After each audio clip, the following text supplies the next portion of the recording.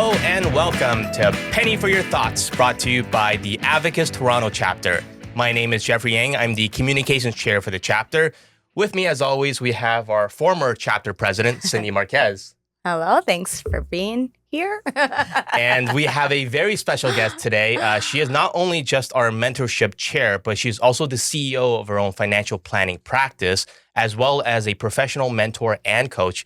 Please welcome Annie Izmirlyan. Thank you for having me. No, thank you for being here. Thanks so much for taking the time. Standard disclaimer, just really quickly, all the opinions expressed on this podcast are our own opinions only and are not reflective of our respective organizations. And big thank you to our chapter sponsors for making all this possible. It should be on the screen right now. So welcome, everyone. How's everyone feeling?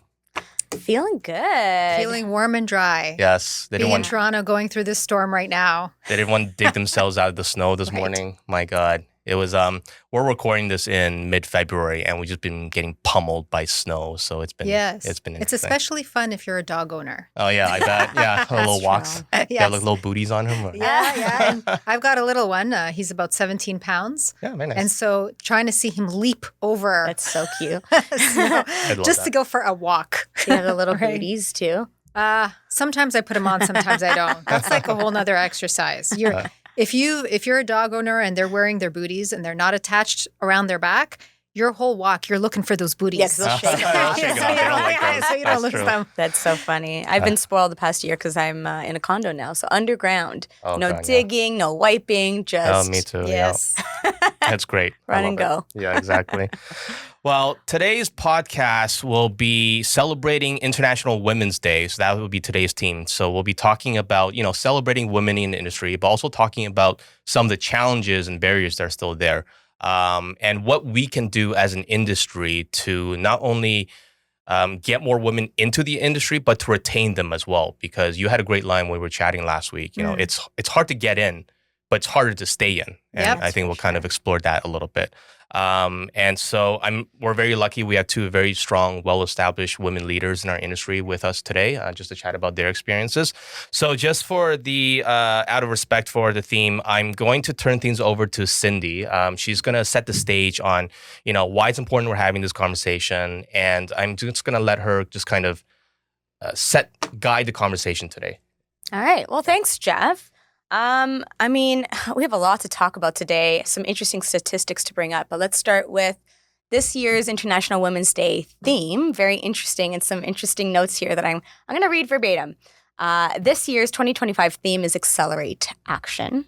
The theme emphasizes the urgency and importance of accelerating efforts to eliminate systemic barriers and biases that impede women's equality, calling for increased momentum and urgency in addressing these issues. And then there's a bit of information here that I found flabbergasting. Let's talk about it. At the current rate of progress towards gender parity suggests that it will take until year 2158. So we got another 123 years That's crazy. To go until we reach parity. What are our initial reactions to all of that? That's insane. We've been investing so much in all these initiatives in terms of trying to equalize the gender imbalance and trying to be more inclusive. And that's absurd. That would take over 100 years for us to reach parity. How are they arriving at? You said something about how... Well, there's a lot of sources that this links to here, so I can't give you the direct source right now without combing through all of it. But assuming that that's true, and whatever rate they use to measure that, maybe it's just they're taking statistics about the distance, the parity in wage gap, like the rate at which that's changed, or I don't know what measures they're using there to measure that. But my initial question was, who came up with this theme and the wording for this theme? Accelerate action. It doesn't sound like a woman's approach. Yeah. I don't know if this is something people voted on or it's just one person just deciding how it is. Like, I have no idea how it goes. So watch it be a man behind the organization for International Women's Day. Would we be surprised? Like the Wizard of Oz. While we're talking about Women's Day, it's worth noting, if this episode manages to be released before then, our chapter is hosting our own event on March 6, 2025, at the Toronto Cricket and Curling Club. So please join us there. It's sure to be a fantastic event. Yeah, but let's dive right on in. Let's talk a bit about you, Annie. You are a featured guest today. You're a mentorship chair. But why don't you give us a brief bio about yourself, sort of, how you came into this industry to begin with and to the point you're at now. Thanks, Cindy, and thanks, Jeffrey, for having me as your guest today. It's really an honor, and I'm very humbled by it. And I think, probably the best way to introduce how I got into this industry is to say that I'm probably the typical woman that we're going to be talking about today, which is that I really didn't want to get into this industry. In fact, my dad was an advisor and encouraged me. I'm the only child, and encouraged me to get into this industry. And for that very reason, and for seeing how hard he was working, I thought, no way, I don't want to do this. The problem was I had a lot of preconceptions about what this industry is, what it means, how it works, and so shortly after university, I volunteered just to keep busy and stay out of trouble. I volunteered to help out in my dad's office on his floor. And then I started to learn a little bit. Then I started to study the Canadian Securities course, and then the Compliance and Good Conduct and Practices Handbook, and then I started to realize then, well, wait a second, I think there's more to this. At that point in his career, he was on the investment brokerage side, although he initially started on the insurance side. And I just want to make a point that it was actually my mother who encouraged my dad to get into the industry. Oh, no way, really? Yeah. Why is that? Well, because she said, as a very wise woman that she is, everybody needs insurance for everything, and they will never go out of business. So go and do this. Fair enough. What was and he she doing believed before? in him too, right? What was he doing before getting into the industry? Oh, he was, well, they had a few jobs. They immigrated to Canada, so they were immigrants. I think that's worth noting as well. So they were sponsored here, but still, it's not like they had a massive community. They had some. They had recently learned English. And so when they first came to Canada, they were working as, my mom was the waitress in the restaurant where my dad was the cook in a well-known hotel, which I think no longer exists. And the reason for that was because their thinking behind getting that kind of job was, well, at least you'll never go short of food. You'll always have food in your belly. I like that. So, it's really being resourceful and in survival mode. And then my dad, I think he was in like computers, programming, with a buddy of his. He was learning programming and coding and stuff back then. And then an insurance agent was walking through our apartment building. And next thing you know, he's sitting across the table in our little apartments having a conversation. That's funny. And that person turned out to be a lifelong family friend of ours. Oh, very cool. Yeah. And so I grew up as the kid going to the, Christmas parties at the insurance company that my dad started at, getting gifts from Santa and, having a party, dancing away. And so I actually grew up in it, but I still was resistant to joining the industry. What did you have your eyes set on? Sorry to interrupt you, Jeff. Like what, before your dad's insistence or suggestion, what were you interested in doing? I thought I'd be a great a food taster. Food taster. I like that. My dad is a great cook. And so he was always experimenting at home and cooking different things. And I think I just didn't really want to work. Like a critic or like, but if food he taster, that's fair. Yeah, so he would say, "What do I taste this? And what should I add to it?" Interesting. And then he'd give me like 3 different ingredients to taste along with the main thing that he just made, and said, "What should I add?" And so it was a way for me to really be engaged in what was happening at home, but also like I love food. I love that. And so as a joke, I used to say, I should be a food taster because I'm really good at it. A tasting consultant. Yes. I don't mind if somebody else cooks, right? But no, I think that's the thing. We expect young people to have an idea and be set on what they want to do in their life. And for me, the pressure of having to know in advance was a lot. And so I like to say that when I started, I kind of came up in the back streets, the wild, wild west of the industry, where, yelling in the offices and throwing things around and was just, it was a thing. And I'm talking in the days where, we weren't doing trades online on our computer. We were like running over to the trader with our pink and blue tickets. Yeah. Okay. And by the way, that trader was a woman on our floor. Yeah. There was only one other woman that was a female advisor on that entire floor, and every other woman was an assistant. That's crazy. Yeah. Yeah. A lot has changed since then, but we still have a lot to go. And so here's another thing I'd like to mention. Throughout my career, in the last few years, I found my footing. I felt really solid. I found my path. I found my way, and I found my people. But in the first half of my career, like many people in our industry, I had a lot of doubts. Mm-hmm. I kind of seesawed. I wasn't sure where was my area, and who were my people. And I didn't have a mentor or a coach either, right? And I didn't even know to go find one. And I didn't know how to network either. So if I didn't know what I didn't know, it was really a big surprise that I stayed as long as I did. Uh-huh. And at one point I did leave because I thought, I'm done with this. Yeah. I'm done with this environment. I'm done with the way things are being done. I'm done with the lack of support. And I left. And I left and I went into some other entrepreneurial avenue that included prospecting, business planning. Yeah, can't get away from those. Follow up. Yeah. It was really ironic, and I didn't see it at the time. But there came a point where I thought, you know what? I don't want to waste my experience. I don't want to waste my license and all the courses that I've done. Let me give this another shot. But I'm going to approach this a little differently. When I came back, it was actually harder. It was actually harder. Why is that? Well, hold on a second. As for the reasons, there's a lot of reasons, but my approach is what mattered.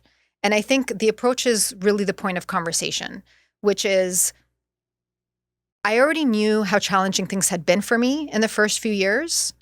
And I was a little bit more prepared now. I had a thicker skin, which unfortunately had to develop. And this time I was just prepared to deal with some more difficulties, knowing what I'd already experienced. But it was actually, I had difficulties and challenges that I hadn't anticipated. However, my approach was, I am here to figure this out. I think I have an inkling that financial planning is the way to go. And this is what kind of gets me going and gives me joy and gets me excited. And I feel like I can help people. So I'm going to pursue that no matter what. And that determination, that resilience is what has kept me in the industry. Eventually, I learned how to network. I found mentors and coaches, and then I became mentor and coach to others. Oh, I love that. I love that story. I mean, I kind of want to hone in on this networking aspect for a little bit because networking is very near and dear to my heart. I came to kind of the same realization halfway through university. Networking is really a really key skill to have in life. You mentioned in the first half of your career, like you weren't really networking. What was the pivot moment for you to try to go out there? And, did you have any other female advisors reach out to you? Like, were they trying to establish connections? Never. Yeah. Never. Yeah, talk to me a little bit about that. Yeah. And it's not their fault. They were busy. Yeah. They were running a business. And I never expressed that I needed help. Yeah. So how would they know to reach out? Yeah. They probably assumed in the first part of my career when I was working with my dad, but then I branched out and worked with other advisors of all different sizes and teams and different ways of doing business. So I got to experience a lot. I worked with at least 9 or 10 different teams, really large teams, like chairman's council type teams. And that was, no connection to my dad. But in the beginning, they probably thought, well, I've got my dad. So he's probably coaching and mentoring me. And so I'm probably taken care of. That could have been one reason why nobody approached me. I did have some male advisors who were good friends of my dad that said, hey, I'm here if you ever need anything. That's good. But I didn't know what to ask. Right, yeah. There were no workshops, webinars, any kind of thing like that to support what I needed. And I wasn't even looking at myself as a woman in this business. In fact, I wasn't looking at, color or age or gender. I was just me. And so my dad is Armenian. And so he's actually a bit darker skinned than I am. And I remember him, and he's got a big nose. He's got a big nose. And I remember him saying one day when I was, I was still living with them, and he said, "Thank goodness you're white." And I thought, that's such a strange comment. It's crazy. Like, what do you mean? Yeah. And I was almost offended. And he said, "Because you'll have it so much easier." Not like women have it easy to begin with, but it is a layer of privilege that shouldn't, be excluded from the picture here. Yeah. And so that was one layer. Then there was the female layer, which I actually didn't experience discrimination as a woman until later. And actually, when I was more experienced, I had more skills, more courses under my belt. I actually knew what I was doing. And then I started experiencing discrimination as a woman, and then as a mother, which I didn't foresee. And it wasn't always for men. I experienced the whole gamut. Yeah. Gender wasn't the issue. Yeah. Right? It was just, I've always, a lot of people have said, "Annie, you're so bold. You're ambitious. You're a maverick. You're a trailblazer." And that's great. But it was also, I realized in hindsight that it was a bit of an obstacle for others, not so much for me, but it became my issue when people made it my issue.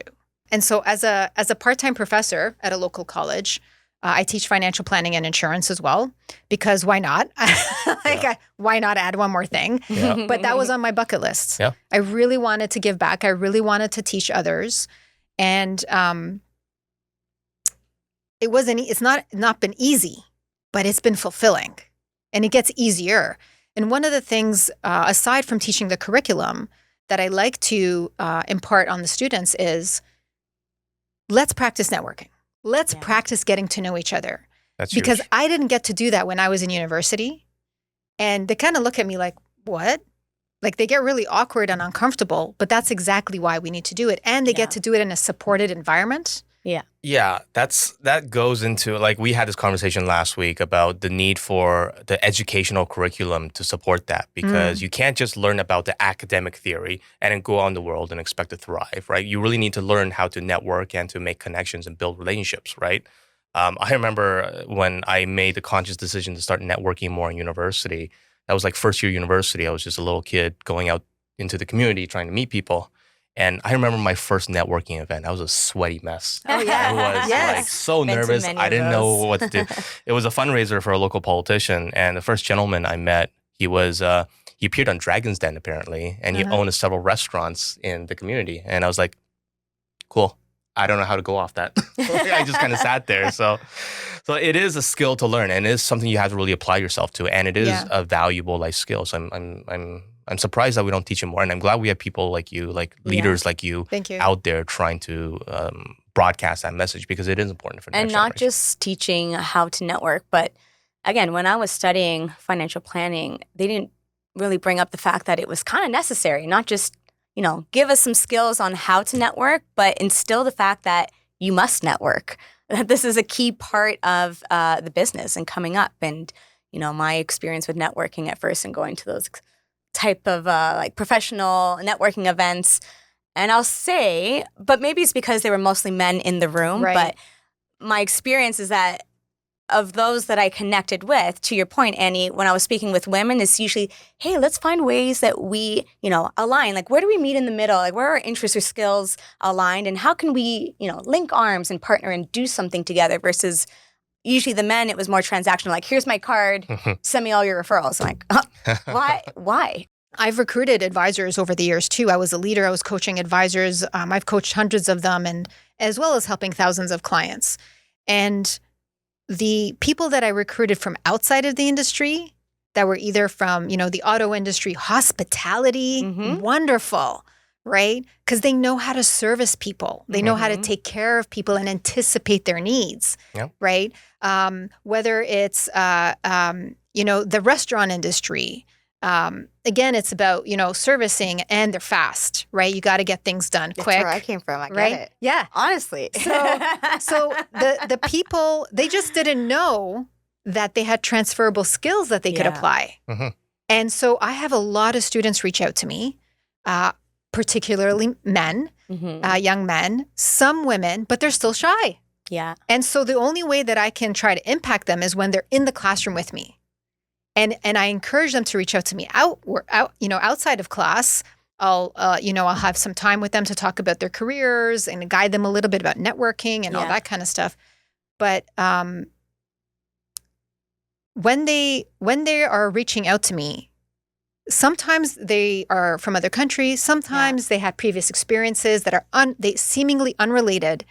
And one of the number one things that I see, that look of hope that I see in people, is when I say, okay, so these are all the things that you've done that aren't in financial services, but did you realize that there's all these transferable skills? And then I'll outline them for them. Mm-hmm.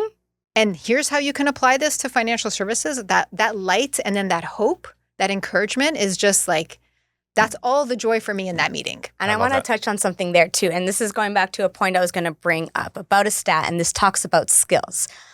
So one of these articles here, one of the top reasons that women don't enter the industry is a perceived lack of skills required for the job. Mm-hmm. And there's also another stat where 41% just say in general that they feel men have those skills more so than women. But again, the perceived lack of skills required for the job, it's interesting because I feel, and you said, again, a lot of men come to you a little bit more confident. I think that when it comes to putting ourselves out there, women often feel like I have to check yes to everything on paper that I feel like I need before I even attempt to do it. Whereas, statistically, men are more likely to fake it till they make it. Maybe they check off 1 of 10 things and be like, yeah, all right, I can do this role. They just sort of go in with more of that confidence, whereas women feel like they need more sure footing. I think we're more like insurance aware, like for our lives and livelihood. Yes. It's like insurance. Like, I want to make sure I get this, so I better check off everything. So I love that you brought up, this concept of transferable skills. Yeah. And to anyone watching this who's not yet in the industry, but maybe thinking about it and questioning, can I do it? Do I know enough? Do I even have the skills? Again, I came from the service industry as a, server, bartender, and found that a lot of my skills were highly transferable and, in fact, put me a step ahead above others who were maybe just more focused on the facts, the numbers, the crunching, but didn't have the people skills, which arguably might be more important. I'm not saying you have to know your stuff, surely. You need to know your stuff, but you have to, it's a people business. Well, the great thing about bartending, my impression, because I've never done it, but people tend to open up. Yeah. Right? And that's ultimately what's required for a long-term fulfilling advisor-client relationship is you need to be able to, and that's why in the training, they say 80% listening and 20% talking for the advisor, right? It's actually so important that they put it in all the training for advisors. And they keep repeating it even for experienced advisors. But if you have the skill of relating to somebody on a human level, I find a lot of people that come from the auto industry, they're straight shooters, right? Tell you like it is. They're not going to mince words. And people appreciate that because they don't want to be fluffed up. Yep. They don't want all the industry lingo and they just want to understand how their money is working. And they just want to understand, do you really care about me and my money? Yep. Right? Something that you said made me think of, something I just posted about on my YouTube channel, which I just started. That took me also forever because I was going through imposter syndrome for sure. In fact, I came up with the name in the channel. I just looked at that like July 2024, but I didn't post my first video until January 15, 2025. That's just to show you, like I needed time. Yeah. To work through all of my concerns, my limiting beliefs, all my, fears, all of that, my imposter syndrome. And now that I've done it, I feel great. But one of the things that I mentioned in one of my recent videos was you don't have to have it all figured out. Yeah. You don't have to know all the hows and how it's going to end up and what's the ultimate result, because life is like I got this term from my mom, esse florece. She's Polish. So life is really, like an S, very curvy. It's not straight. I couldn't have told you that I would end up here today 20 years ago. I'm so glad I'm grateful for where I am today and the people that I'm working with, but I couldn't have foreseen it. You don't need to know how the journey ends. Mm-hmm. The beauty of the journey is like, let's see how it unfolds. But all you do need to know is the next right step for you. That's important. It's not just the next right step part, but the for you part. Mm-hmm. Because I had to figure out what was right for me. I remember telling my dad in the very beginning, financial planning is the way to go. And it was just starting just over 20 years ago. But my dad's version of financial planning, he said, okay, give me a paper. He took a blank paper, give me a pen, give me the numbers. Right. And then he did it all. Handwritten, figured all the numbers out and said, okay, here's the recommendations. And I said, okay, but Dad, we need a whole process to, be able to do it over and over again. There's a human side of it. Yeah. Well, he was great. He's still alive. But he, as an advisor, he was great with people, loved socializing, loved learning about their story. But he also gave advice that wasn't in textbooks. He was giving advice based on his real life experiences too. Good. Even if it didn't, benefit his compensation directly, but he knew it was right for people. And so you don't need to, anybody listening, you don't need to know all the steps. You just need to know the next right step for you. Just really quickly, just a quick question, because for those of you who don't know, Annie runs a fantastic mentorship program for our chapter, and you're big into mentorship, and that's what you do professionally as well. Can you speak a little bit into what drove you into recognizing the importance of mentorship and your own kind of personal experience with it really quickly? Well, yeah, in addition to what we've already talked about and seeing my dad mentor others as well, it just so happened it was a lot of male professionals because that's what was, he actually interviewed for a mentee. And I actually helped in that interview. And so I helped pick the mentees. And there was hardly any women applying for that. As a mentee or as mentor? a mentee. Yeah. And even then when he started doing that, it was very unique. Like I didn't see a lot of advisors or leaders doing that. It became a little bit more institutionalized in some companies. But there's still a lot of work that needs to be done. It's still a one-on-one. Some companies try to add in a monetary benefit, but then it becomes about the monetary benefit, not so much about the connection, the collaboration. Yeah. And to me, actually, it was on my mind for quite a while. I'd already been mentoring informally people, like in different departments, people who just felt connected to me and saw what I was doing. And I was just doing me. I was just looking for opportunities and being bold. And I think my mom really instilled this in me as well. And she still does, which is like, why not? Why not do that? Go and try it. Yeah. And when Jacqueline approached me about being on the board of directors for the Toronto chapters, I said, oh, well, okay, I'll do it if. So my caveat was, if I can start a mentorship program. And so the support on the board was wonderful. They said, yes, no problem. Mm-hmm. And I started the program. Now, was it perfect? Was it all figured out? No, but I just needed to start that next right step. Yeah. And we came up with a great small group of people that started with me. It was originally 3 months long. And then I sought feedback, which I think a lot of people don't do. And I said, okay, I've just started it this way. What parts of it did you like that we should keep? And what can we evolve into something that works better for you? Because it wasn't about me. Yeah. I just created the environment where I could bring people together, guide them through to make it, fair. And, people wanted to mentor, but they didn't know how. Yeah. And to that point, I was going to ask you, clarify, your ideas on what mentorship is, because it's not like just being an educator and teaching a curriculum, like this is how to be an advisor. That's not mentorship. So what is mentorship for you and under your program? So and I'm sure it's different depending on who the couple is, the mentor and mentee. Well, here's the thing. So up until now, and we've been running this program for almost 4 years. It's now a 6-month program. It's tweaked and adjusted a little bit to fit the needs of the group based on their feedback, which makes me so proud.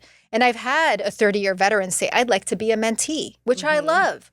And what happened was he was matched up with a 15-year mentor happened to be a female professional. She had a niche specialty knowledge, and turns out they ended up doing $1 million deal. Awesome. Very good. Right?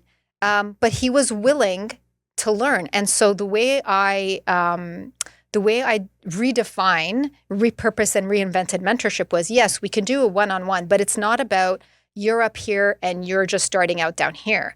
It's about, at least two people, if not a group of people, who are coming together to share their skills, their experience, and their education, whatever it is that because if there's anything that I've learned in being an entrepreneur, it's that sometimes it's the people younger than me that know more about a particular area that helps me move my business forward than I do. And for sure, I'm going to leverage their skills and their strengths and their perspective on the thing that I'm not strongest in, but ultimately together, we make a really strong group and we drive things forward to impact the many. And so I've actually spoken about this on a webcast with MDRT, which a lot of advisors will also know. And it was meant for field leaders because we're talking about advisors, but leaders have a really important element here in terms of mentorship, in terms of networking, in terms of supporting women in the industry. And I know there's a couple articles we were sharing with each other that talk about this. And that's a great segue into you kind of mentioning some things there. But mentorship is really about coming together as a group of people. It doesn't have to be one-on-one, although some people really require that and need that. And there needs to be, even though I set up the program, I needed to provide, and they asked me for, hey, can you give us some guidance? How do we ask questions? What questions do we ask? How do we get this relationship started? Because likely you don't know that other person or you don't know any of the people in that room. I think a really interesting result that came out of this, that we had more than 50% return rate year after year in this mentorship program. And I've been told by previous participants it would have been higher had they not missed the registration deadline. But that is not something that I ever expected. But I absolutely love to hear that because mentorship is not a one and done thing. Yeah. And there Ongoing sometimes, there's a period of time that you're doing this with, and that can be helpful because we have a lot of other demands on our lives. But there's no need for there to be an expiry date. Yeah. Mentorship is borderless. So I'd love to expand this program to be something that is, Canada-wide and eventually global. That's ultimately my dream. And by the way, in addition to being a professional taste tester, my vision, my dream for life was to travel. Yeah. Like I'm multicultural, I'm multilingual. You don't see that a lot in the industry. And so I love to encourage that.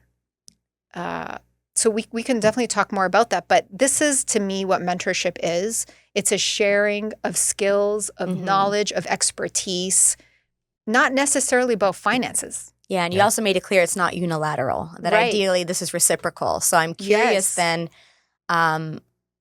based on what you found had more success, but also just your general guidelines for pairing two people up, a mentor, mentee, or maybe it's more than two, do you tend to look for qualities that are very similar or actually a lot of differences so that there's opportunity to teach each other versus just sort of an echo chamber? You know what I mean? Yes. So one of the things that I'm working towards in kind of reinventing the mentorship program that we've had to date is to actually use some solid, tangible research-backed assessments to support strengths of each other. And also, I'll speak to what I've done before, but I really want to highlight, where I'm moving towards, which is let's make this more of a group mentorship. One of the things, I don't know if you've experienced this, is when I'm in a group, sometimes I come to a call or an event or a webinar, or we're in breakout rooms, and I may not have a question right away, but I learn so much from other people's questions and the answers that come out of that. And then I come up with my own questions that were kind of there, but I didn't know that I really needed that question answered in that moment. So I'd love to make it in groups. What I've done in the past is I had a bit of an application, a questionnaire, I asked people, what was their expertise, but also in terms of income success to get an idea of, where that was at, if that was important to the person that they were getting matched up with. But what are their areas of expertise? Because a lot of people don't realize that when we say financial services, it's actually really broad. Not everybody's a financial advisor. Not everybody's a financial planner. There's so many levels of job and career in this industry. And let's just take as a leader and a financial advisor. You need to know lawyers, accountants, trust professionals. And I just met a real estate agent who also has a divorce specialty and conflict resolution and understands narcissism. And I'm like, wow, well, that is a really key skill there. Yeah. And what's important about that, so that he's someone I'll be collaborating with. And so the really important part of that is, unlike us, he's not bound in terms of supporting one person or another when it comes to a separation or divorce. But he can definitely help because there's, separation of assets and whatnot that have to be dealt with, and advisors get pulled into those with the lawyers. Yeah. But someone like that getting pulled in to collaborate with is amazing. And then for sure, I'm going to seek his mentorship and he's seeking mine for different reasons, but there's so much complementary there that we could help each other. No, I love that. And we all have to help each other a lot more. And the way that I found this person is through a networking event that was curated by a very successful woman. There you go. I love it. Well, it all comes full circle. We got to wrap up in a second here, but if, and this is a question for both of you, for all the women out there that may be struggling in the industry or are trying to get into the industry, or they may be feeling burnt out, do you have one piece of advice that you would give to all the women watching right now in terms of helping them through adversity, the mentorship things that someone was talked about today? Well, you brought up a question that I think will help with my answer, which is, did any female advisors ever come and approach you and say and see if they could help me? I think that what we need to do, being the women and men in the industry, to support those coming into it, especially young women, is be visible. Be visible, speak up, reach out. I have a college class, come and be a guest speaker. I invite people to come and do some guest speaking on certain classes when I have the time. And for people like me who are in my position where we get to teach, where we get to be in front of younger people, or anybody who is not necessarily younger, but just newer to the industry. And the reason I say that is because I've come across, I also volunteer with another organization that helps immigrants. What don't you do? Right. We're working on somebody recently suggested that I start my own podcast. There you go. We're getting there. You're already sitting in Jeff's seat. Right? There you go. Just take my job. That's fine. We're practicing. And so I would say first to the people who are already in it, please let's do our part and be open and visible. One of the things, I remember telling you this story last week, which is when we were wrapping up our mentorship program last year, we invited people who were there for that luncheon, the wrap-up party, to go and do some video testimonials and give feedback and, to share so that others could see themselves. Hardly any women stood up. Really? And I approached them and I said, can you please go and do a video testimonial? And one lady who I absolutely adore, she's such a sweetheart, successful, has great support. I personally went to her and I said, can you please go do a video? Yeah. And she said, oh, no, I don't want to. So it's okay, I'll stay here. Now, she's a female advisor. She's a woman of color. She had a baby late in life. And she is thriving with a lot of support. And I actually had to say to her, this is the first time that I really had to put it out there with somebody. And I said, look, and I just looked her in the eyes. And I said, you really need to do this because women just like you, women and women of color need to see you speaking up about this industry and the support and the resources that are offered so that they can also be encouraged to get into this. Yeah. And she said, okay, I'll go right now. I remember that. I love that. Yeah. So we need to first, we need to provide that opportunity. We need to provide that visibility. And then for those young women who hopefully are watching this podcast, feel free to reach out. I always encourage the students that I'm teaching or anybody that I come across, please reach out on LinkedIn, write a note. Don't just like try to connect. Don't send just a connection request. Write a little note about how you met, not just for them, but for you to reference when like months later when you forget, but also follow up. People are actually quite open to having a conversation about their careers and guiding others. It could be a 15 to 20 minute conversation and that's it. Or it could be an opportunity for connection, maybe redirection, or they might even get a job opportunity out of it. Yeah. You don't lose anything by reaching out and asking questions. Mm-hmm. You don't lose anything by hearing somebody's story or sharing your own. Yep. We need more human connection. And so one of the things that drives the mentorship program and anything that I do really, especially my YouTube channel, is about community, connection, and collaboration. If you're going to say 3 C's, that's my 3 C's. Yeah, I love that. And I love your line earlier about, it's not networking, it's about collaborating and how we can all help each other. So, Cindy, did you have a piece of advice for? Yeah, I would say, and this kind of riffs on what you were saying about, encouraging that one woman to put herself out there. We need to see more, of you reflected back at us.